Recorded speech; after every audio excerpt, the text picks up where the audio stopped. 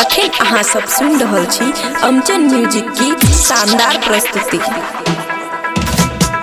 DJ राजा अपना जीजा के पिज्जा खिलाएंगे बड़ी घरदार चौक और दिल्ली के किला घुमाएंगे। खुशी रिकॉर्डिंग स्टूडियो बलुआहा। ढेर दिन पे आए दीदी तो हर दुल्हा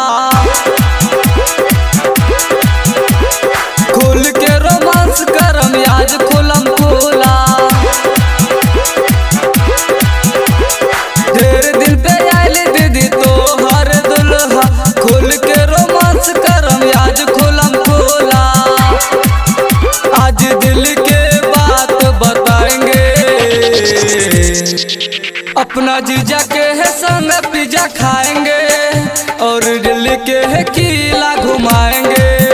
अपना जीजा के है पिज्जा खिलाएंगे और दिल्ली के है किला घुमाएंगे और दिल्ली के है किला घुमाएंगे।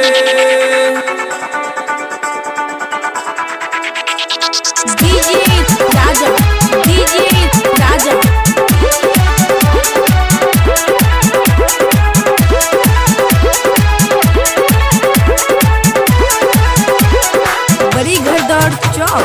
बड़ी घरदार चौक खुशी रिकॉर्डिंग स्टूडियो बलुआहा। अंडा चावल मुर्गा रोज हम बनाएंगे अपना हाथ से प्यार से खिलाएंगे।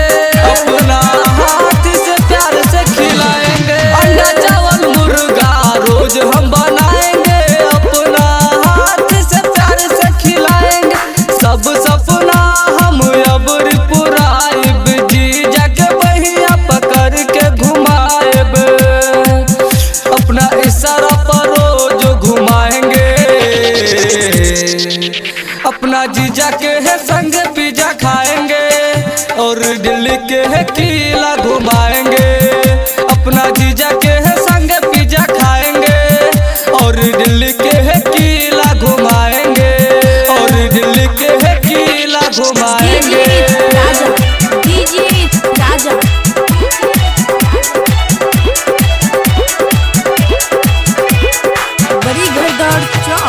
बड़ी घरदार चौक खुशी रिकॉर्डिंग स्टूडियो बलुआहा।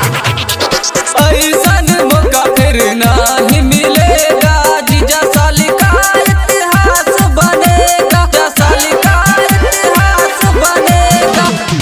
ऐसन मौका फिर नहीं मिलेगा जीजा साली का इतिहास बनेगा। मुकेश जीजा है बाहर प्यारा दहिया के दर्द मिटावे खारा खारा।